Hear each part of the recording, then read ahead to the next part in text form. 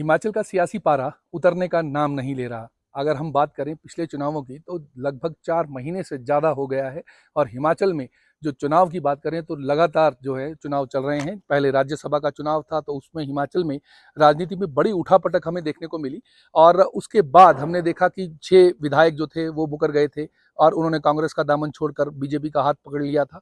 उसके बाद जब आया तो लोकसभा के चुनाव आए जिसमें हमने बहुत ज़्यादा परिवर्तन यहाँ पर देखने को मिला, जिसमें 4 सीटें बीजेपी की थी। और अगर हम वहीं विधानसभा की बात करें तो विधानसभा में हम ये देख रहे थे कि 4 जो है वो कांग्रेस ले गई और 2 जो थी वो बीजेपी ले गई। अब हम बात करते हैं हिमाचल के अगले आने वाले चुनाव की। अभी हमने 2 दिन भी नहीं हुए थे कि अभी चुनाव से हम बाहर निकले थे हिमाचल में और अब जो दोबारा है वो चुनाव हमारे हिमाचल में दोबारा 3 सीटों पर, विधानसभा के 3 सीट्स हैं जिस पर दोबारा चुनाव जो हैं वो होने वाले हैं। ये मैं आपको बताना चाहूँगा, ये आज़ाद उम्मीदवार हैं जिन्होंने कुलदीप सिंह पठानिया जो हिमाचल के स्पीकर हैं उनको अपना इस्तीफा सौंप दिया था, परंतु इस्तीफा जो था वो रोक दिया गया था और उन्हें जांच के दायरे में फंसा दिया गया था। अगर हम 3 चुनावों की बात करें तो 21 तारीख जो ये आने वाली 21 तारीख है, 21/6/2024, इसमें जो है वो चुनावों के लिए अभी नामांकन भरना है।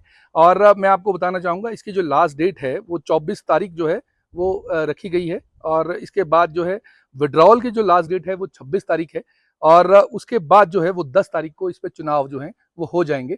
हालांकि अगर हम सियासी तौर पे बात करें तो हिमाचल में सियासी पारा लगातार उठापटक और जिस तरह से दिख रही है, बहुत कुछ ऐसा परिवर्तन हमने 4-6 का जो 4-2 का जो हमने आंकड़ा देखा, जिसमें 6 सीटों में से 2 जो है वो बीजेपी की पाले में गई, 4 जो हैं वो कांग्रेस के पाले में गई। हालांकि ये भी बताना मैं जरूर चाहूंगा कि इस वक्त सुखविंदर सुक्खू की अगर सरकार की बात करें तो वो बिल्कुल रिस्क से बाहर है, उसमें कहीं भी कोई भी किसी भी तरह का रिस्क नहीं है।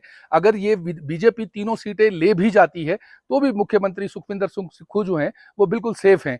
हालांकि इस पर बहुत ज़्यादा कयास लगाए जा रहे हैं क्योंकि बहुत ज़्यादा हेरफेर जो है वो देखने को मिला है हमें पिछले लगभग 4 महीनों में। इसलिए जितना जल्दी ये तीनों का होगा, नामांकन हो जाएगा, उसके बाद इनकी फाइल हो जाएगी, तो ऐसा लगता है कि कहीं ना कहीं हिमाचल में एक स्थिरता का माहौल जो है वो बनने लगेगा।